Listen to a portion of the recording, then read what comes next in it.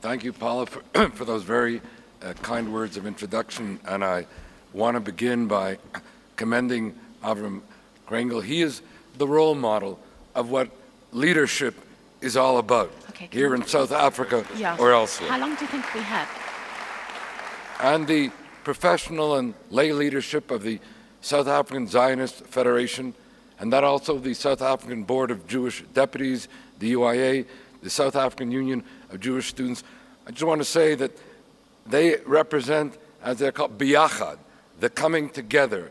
And they were the ones who first welcomed me close to 35 years ago in my first visit to South Africa in 1981, as I was otherwise welcomed as well. And there was a crossover here, as I'll say in a moment, with the leaders of the anti-apartheid movement.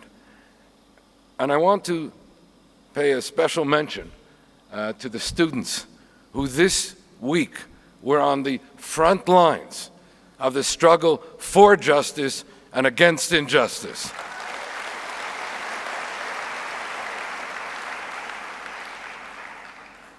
And I want to join in the tribute that was earlier and properly paid to Mayor Barkat. I want to say to the mayor that you've had a transformative impact on Jerusalem. Jerusalem, which whenever I visit, I can experience as all those who do, a free, vibrant, multicultural, plural, creative Jerusalem on behalf of all its citizens, Jew and Arab alike.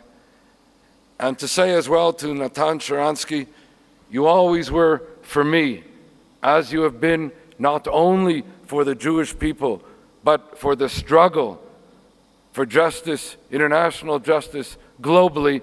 You've always been a hero of human rights, and kol hakavod.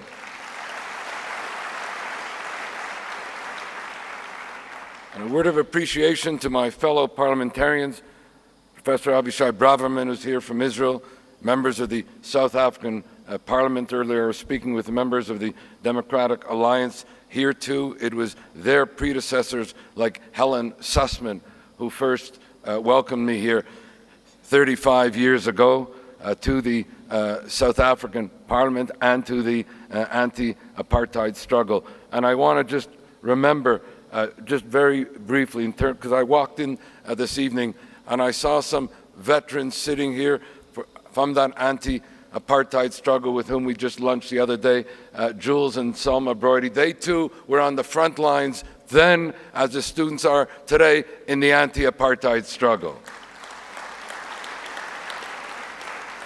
And to remember here in closing on these points, also Izzy Meisels, who was one of the unique people.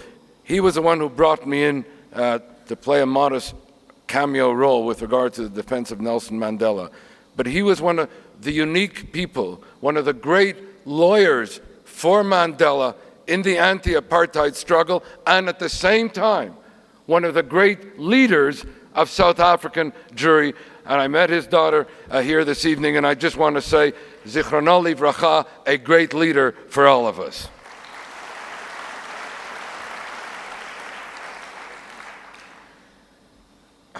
What I'd like to do now is share with you some thoughts, some concerns, and some hopes about the Jewish condition and the human condition, about assaults on Jews and assaults on human rights, about the state of Jews in the world today, and no less important, as we have seen, the state of the world inhabited by Jews, of delegitimization as metaphor and message today of both the situation of the state of the Jews in the world today, but no less important for purpose of understanding it, the state of the world inhabited by Jews, where delegitimization seeks not only to impugn the legitimacy, if not Israel's right to exist, not only its right to defend itself, but its right to be an equal member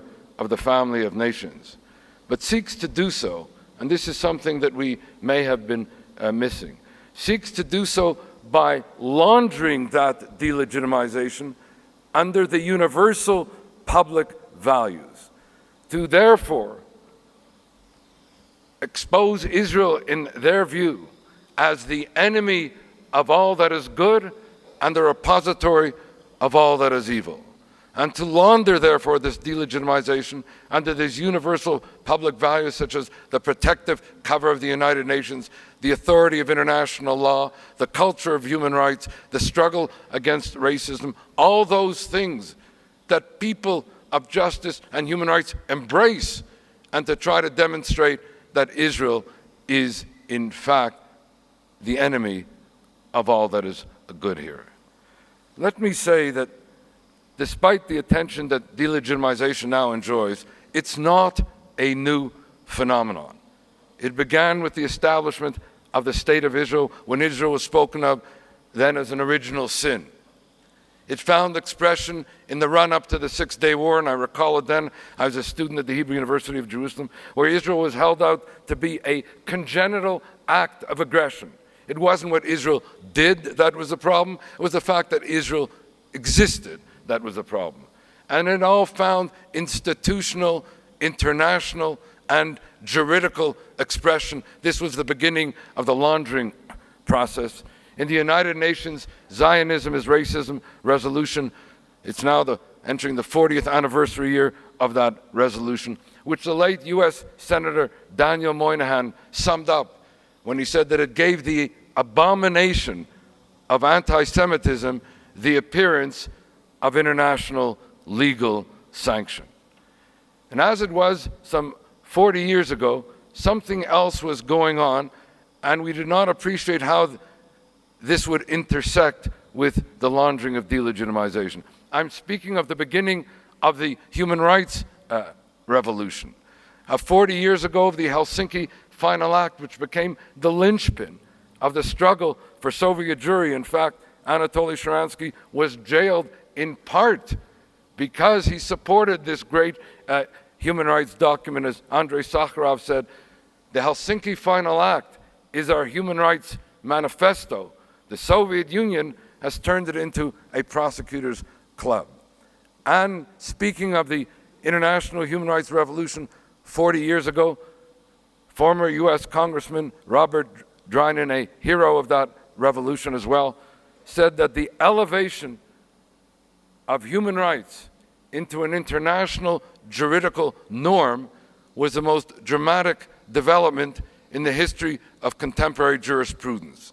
But what was happening under the radar screen at the same time as the Zionism is Racism resolution, which we knew about, was this laundering of delegitimization using the constituents of this human rights revolution. Let me give you one case study also going on 40 years ago in United Nations specialized agencies. And so it was then that Israel was held out to be the enemy of labor. Evidence? The resolution of the International Labor Organization condemning Israeli suppression of Palestinian trade unionism. The enemy of health. Evidence? The resolution of the World Health Organization condemning Israeli poisoning of Palestinians in the West Bank. The enemy of culture. Evidence? I use evidence. These were all allegations, but this is how it was put forward and concluded. The enemy of culture. Evidence, the resolution of UNESCO condemning Israeli desecration of Palestinian holy sites in East Jerusalem and the West Bank. The enemy of women. Evidence, the resolution of the United Nations Commission on Women's Rights condemning Israeli suppression of women's rights. The enemy of peace. Evidence, the resolution of the United Nations General Assembly condemning Israel as a non-peace-loving nation. And finally, Israel is the enemy of human rights. The resolution of the then UN Commission on Human Rights condemning Israel as a major human rights violator. And so it was then, 40 years ago, under the radar screen, while we were justifiably involved in the struggle for Soviet Jewry, one of the two great heroic struggles of the second half of the 20th century, along with the struggle against apartheid. While we were involved in those two great heroic struggles, under the radar screen, the human rights revolution was being used to portray Israel as the enemy of labor, health, culture, women, peace, and human rights. In a word, as the enemy of all that is good and the repository of all that is evil. As I wrote some 40 years ago, in a world in which human rights has emerged as the new secular religion of our time, the positing of Israel as the meta-human rights violator was the attempt to posit Israel as the new geopolitical antichrist of our time. And so you may ask, if this was going on 40 years ago, why is it that delegitimization has only of late, of the last few years, become a buzzword of discourse? Why is it that it's become almost a conference industry in the Jewish world? And I say that because outside the Jewish world, the notion of delegitimization does not have that term of understanding as it does by those who are targeted by it. Let me now do the following, and with this will be the balance of my remarks. First, share with you quickly the cluster of dynamics that have made delegitimization the kind of standing threat that it is today to Israel, world Jewry, and itself a threat to these universal public values under which it seeks to launder itself. Second, some case studies of it, and finally, some suggestions as to what we might do. Beginning first with the question of the cluster of dynamics. This is a well-informed audience and can do so through a number of one-liners. The first is the phenomenon of globalization, which is not only an economic phenomenon. We've had the globalization of media and markets and trade and technology, but also the globalization of law, of rights, of the legal revolution. Second, the reconfiguration of the Arab-Israeli conflict as the Israeli-Palestinian conflict. As my colleague, a judge of the Ontario Court of Appeal, Walter Tarnopolsky, said to me 40 years ago, so long as the Arabs deny Israel's right to exist, they will have no case and no standing to make the case. But if Israel and the Jewish people appear to be denying the Palestinians' right to self-determination, they may emerge as appearing not to have any case or any standing to make the case. The third thing here was the reframing of the Israeli-Palestinian conflict as a human rights issue, with the Palestinian case and cause becoming the poster child, particularly on the campuses, for the human rights case and cause, and Israel being held out as the antithesis of this human rights case and cause. Then you had the mainstreaming of the Palestinian human rights case and cause amongst all the elites, diplomatic, parliamentarian, media, cultural, faith groups, and the like. You had then the denouement of the East-West conflict, the denouement of the Cold War, the end of the struggle for Soviet Jewry, and the emergence then of the boycott, divestment, sanctions movement, all of which took place and found expression. And I was here in Durban in the 2001 Durban conference. And I must say, I was amongst those who, when it was said that we were going to have a world conference, the first world conference on human rights in Durban, South Africa, the first one in the 21st century, I celebrated that. When I heard that it was going to be a world conference against racism, I celebrated that too, as did my fellow advocates in the human rights movement. But when I came to Durban, what we found was that a world conference against racism turned into a conference of racism against Israel and the Jews. And this became the tipping point for the BDS movement and all that was to follow in framing Israel as an apartheid state.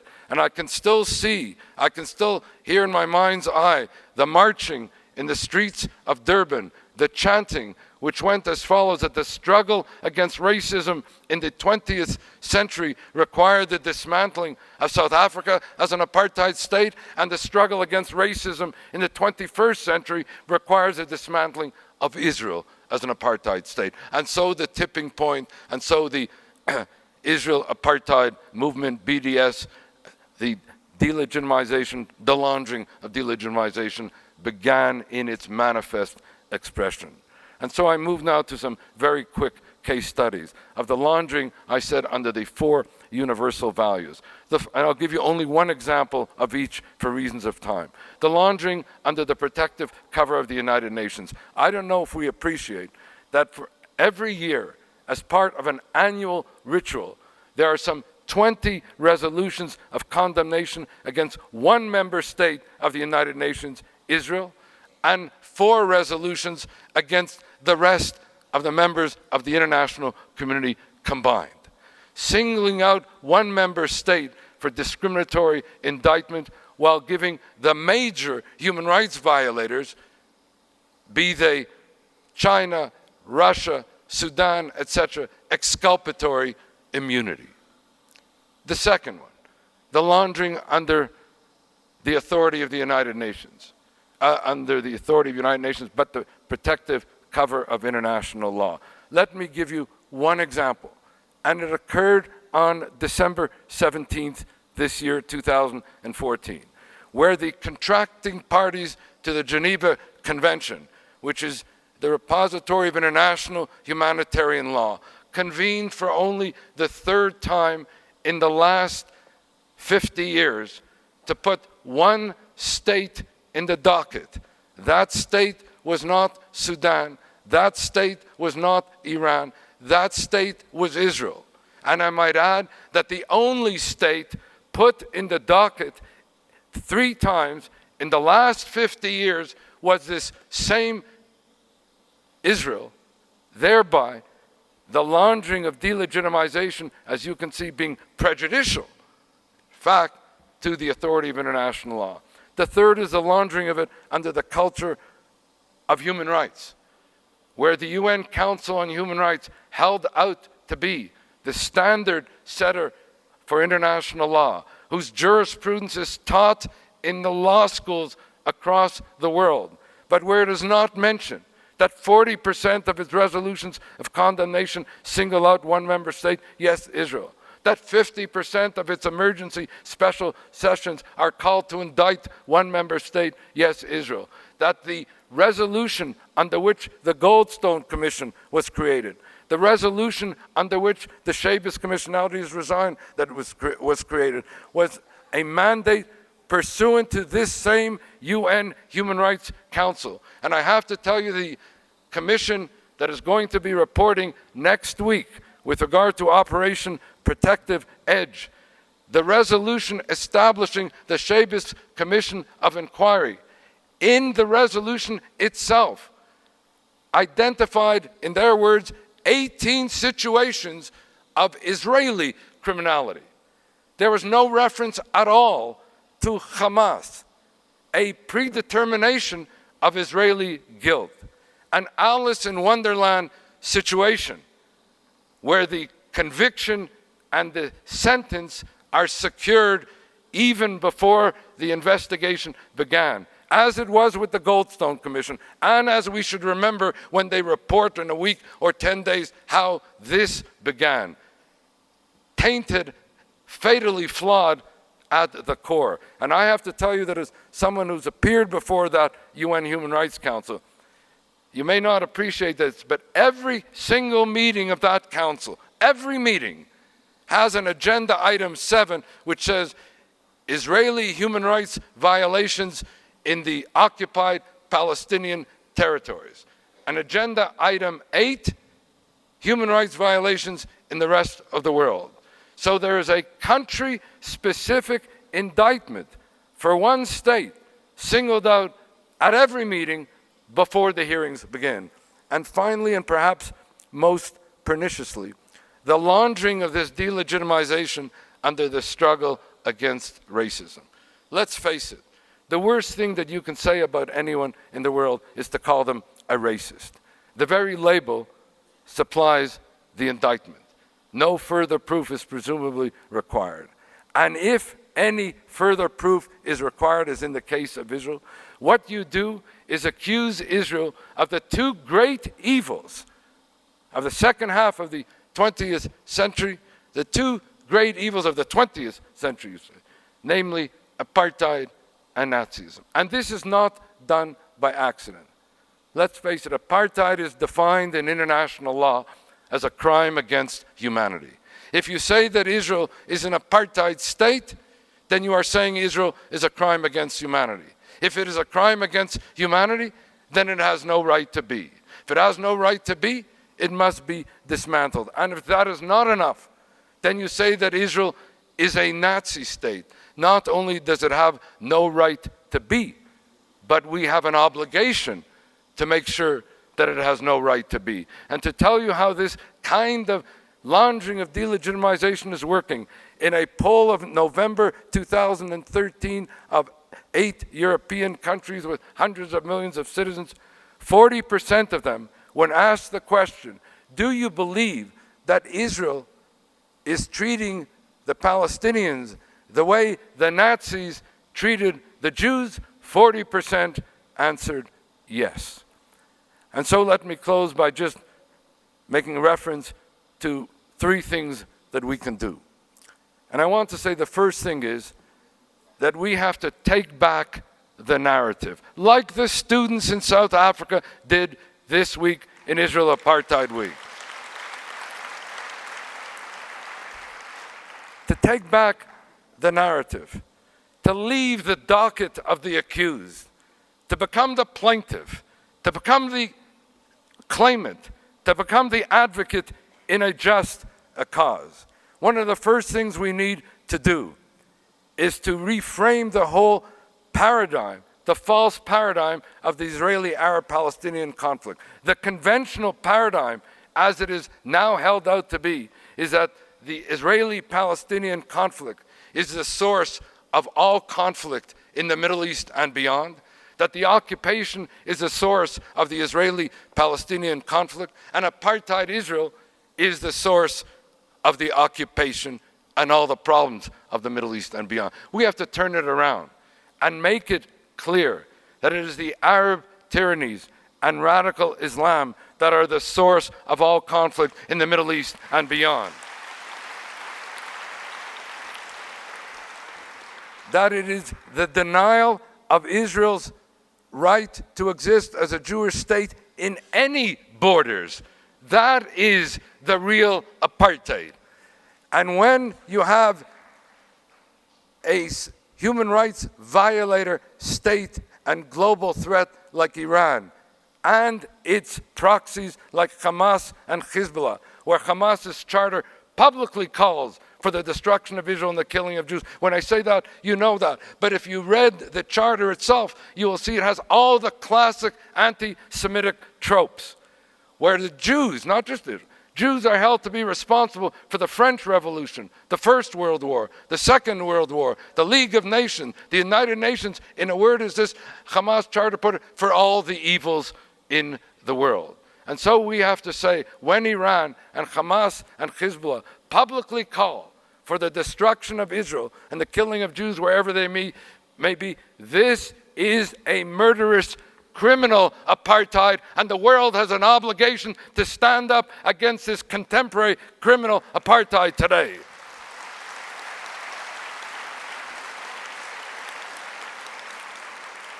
The second thing we need to make clear is that delegitimization, and in particular the laundering of that delegitimization, is not simply prejudicial to Israel and the Jews wherever they may be. That laundering is itself prejudicial and pernicious in its laundering under the major universal values. Simply put, it erodes the integrity of the United Nations under whose banner it is laundered. It diminishes the authority of international law. It corrupts the culture of human rights, and it shames and demeans the real struggle against the real apartheid that so many in this room engaged in as well. And we have to say to those today who claim to speak in the mantle of anti-apartheid against Israel, you are shaming your own movement. You are shaming the real human rights of the anti-apartheid movement, and where Israel stands today as a just cause in the tradition of standing up against injustice. And finally, we need to make and develop what I would call a constituency of conscience, if I may use a South African metaphor, a rainbow coalition on behalf of a just cause. And we need to speak as well about the other minorities in the Middle East who are targeted.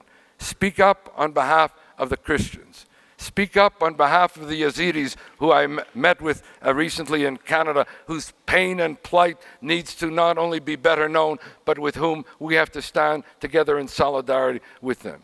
Speak up on behalf of the Kurds. Speak up on behalf of the Assyrians. Speak up on behalf of the Baha'i, the most persecuted minority in Iran. And so we have to stand together with our brothers and sisters in solidarity in a just cause. And I believe, and with these words I close, I believe, and as I've said always, I come to the support of Israel, not simply because it is a Jewish cause. That would not be enough for me.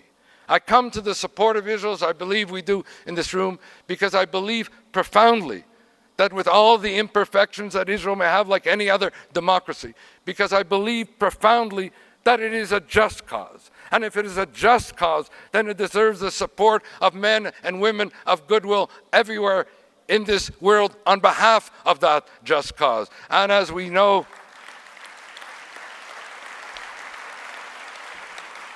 and where we just concluded Purim, I arrived just for the reading of the Megillah, and I thought to myself in the reading of the Megillah, you know, this really, once again, affirms, if you will, that anti-Semitism is the oldest and most enduring of hatreds. That Israel and the Jewish people are really the canary in the mine shaft of global evil.